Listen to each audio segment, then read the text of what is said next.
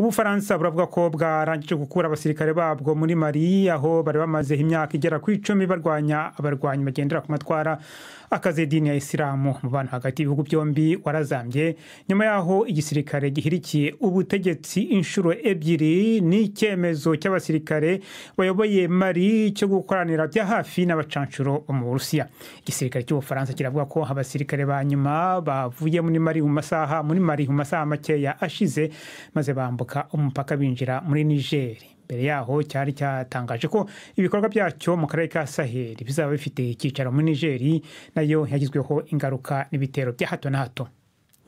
Muri Afghanistan abarwanyi b'abatalibani babarirwa mu magana bateraniye mu rubuga ruri hagati mu murwa mukuru Kabul kugira ngo bizihize umwaka ushize bafashe ubutegetsi. Bazamuraga amabendera aranga umutwe wabo y'umukara n'umweru, barimbaga kandi indirimbo zivuga icyo bita intsinzi yabo ku ngabo z'abanyamahanga. Iyi sabukuru ibaye mu gihe igihugu cyugarijwe n'ikibazo gikomeye cy'ubukungu n'ikibazo cyo kubona amaramuko ku banyagihugu, mu gihe abagabo benshi batabasha kubona akazi kugira ngo babashe gutunga imiryango yabo. Hari kandi n'impungenge ku bijyanye n'imibereho y'abagore n'abakobwa batemerewe gukora no kwiga. Iminebanye Tuba Lufti uri i Kabul yabwiye BBC ko abagore n'abakobwa batakaje uburenganzira bwinshi bari bafite mbere y'uko abatalibani bafata ubutegetsi. Ubuzima bwa buri mugore bwarahindutse igihe abatalibani bafataga ubutegetsi. Rwose njyewe nari mu bagore bari bafite akazi, narishyiraga nkizana nkajya aho nshatse, ariko abatalibani bamaze kuza nahise mbona abantu bose bafite ubwoba. Nta muntu n'umwe wari witeze uwo munsi n'ibyakurikiyeho. Ibyago twagize rero nuko byatugizeho ingaruka. Abaturage bo mu ntara ya Ituri mu burasirazuba bwa Repubulika ya Demokarasi ya Kongo baravuga ko inyeshyamba zishe abantu batari munsi ya 5, abandi 20 baburiwe irengero, bikaba bikekwa ko bashimuswe igihe bagabwagaho ibitero mu mpera z'icyumweru gishize i Rumamisa. Amazu 30 yaratwitswe. Abatuye muri ako gace barashinja urwo rugomo inyeshyamba zo mu mutwe wa ADF zanagabye ibitero mu karere ka Irumu. Mu cyumweru gishize uyu mutwe wagabye igitero kuri gereza y'Ibutembo mu ntara ya Kivu y'Amajyaruguru, maze urekura bamwe mu barwanyi bawo n'abanyururu barenga 800. Abatetsi ba Kongo bavuga ko abarenga 255 muri izo mfungwa mu nyuma baje gufatwa. Urukiko rwo muri Myanmar iyobowe n'igisirikare rwakatiye Aung San Suu Kyi wahoze ayobora icyo gihugu igihano cyo gufungwa indi myaka 6 nyuma yo kumuhamya ibyaha bya ruswa. Ni inkuru ya David Bamford mugezwaho na Yvette Kabatese. Aung San Suu Kyi yashinjwe gukoresha umwanya yari afite agakodesha ubutaka bwa leta ku giciro kiri hasi y'ibiri ku isoko no kunyuruza amafaranga agenewe ibikorwa by'ubugiraneza akubakamo inzu. Yahakanye ibyaregwa byose. Urubanza rwabaye mu muhezo, itangazamakuru ntiryari ryemerewe kwinjira. Madame Kyi yari yaramaze gukatirwa imyaka 11 y'igifungo ku bindi byaha mu manza zagiye ziba mbere kuva igisirikare cyahirika guverinoma ye yari yaratowe, akaba yarafunzwe kuva mu kwezi kwa kabiri umwaka ushize. Ubwongereza bwabaye igihugu cya mbere cyemeje urukingo rwa COVID-19 ruhangana n'ubwoko bwa mbere bw'indwara ndetse n'ubwoko bwa Omicron. Urukingo ruhangara ubwoko bubiri rwakozwe n'ikigo gikora imiti cyo muri Amerika cya Moderna, bivuga ko rutanga ubudahangarwa buhagije ku bwoko bwa Omicron. Umuvugizi w'urwego rushinzwe kwemeza imiti mu Bwongereza yavuze ko urukingo ari intwaro ityaye yinjiye mu bubiko bwarwo bw'intwaro zirwanya iyi ndwara ya COVID-19. Marco, urakoze Jacques Nitegeka kuri ayo makuru ya BBC.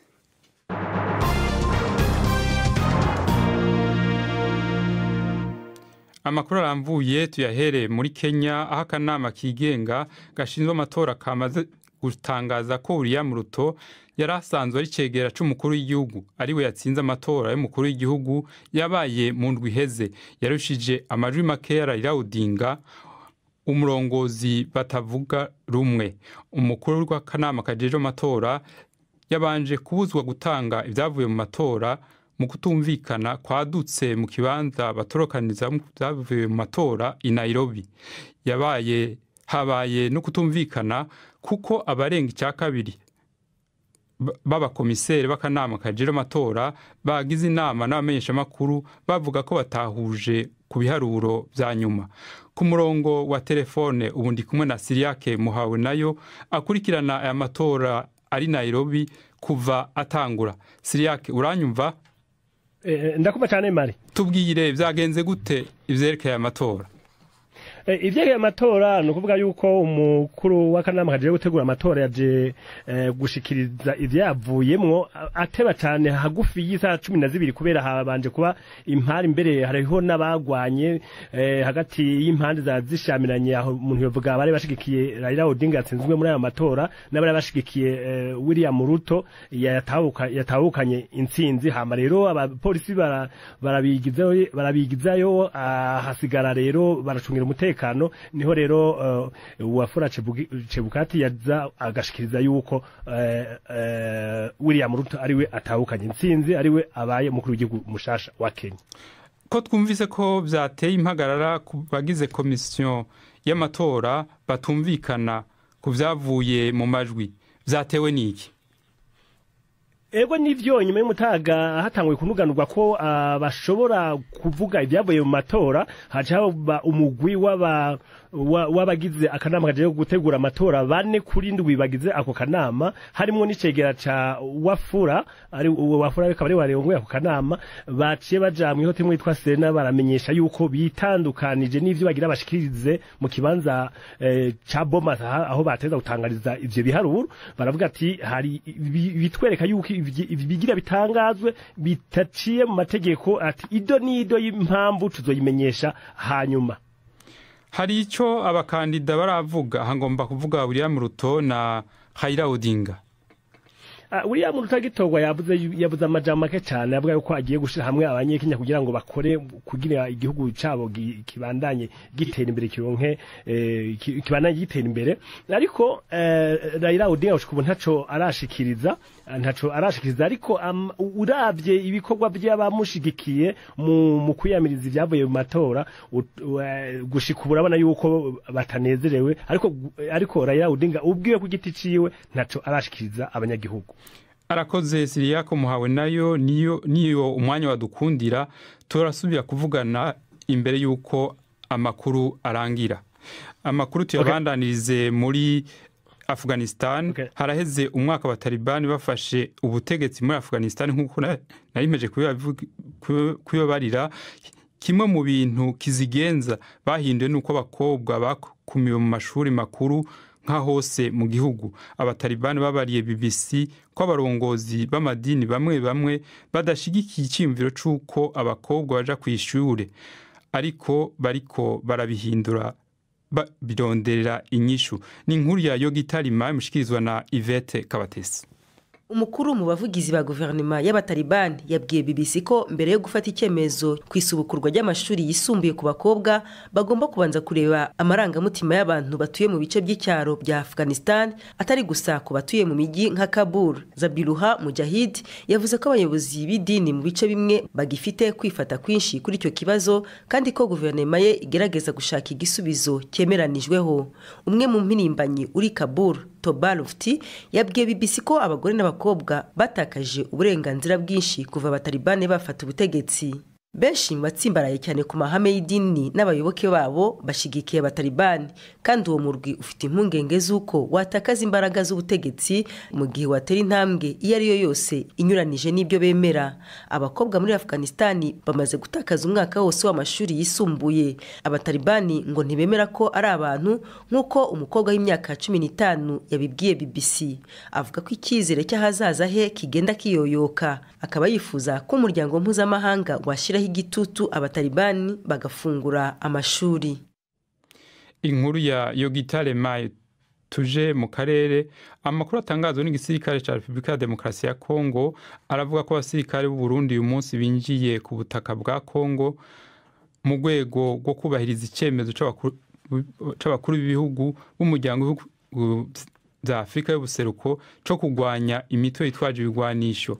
Itangazo rya gisirikare ca Kongo riravuga ko abo basirikare batuye mu kiyaya ca Rusizi muri Kivu y'ubumanuko mu gikorwa ca gisirikare ciswe Sokola 2 muri Kivu y'Epfo.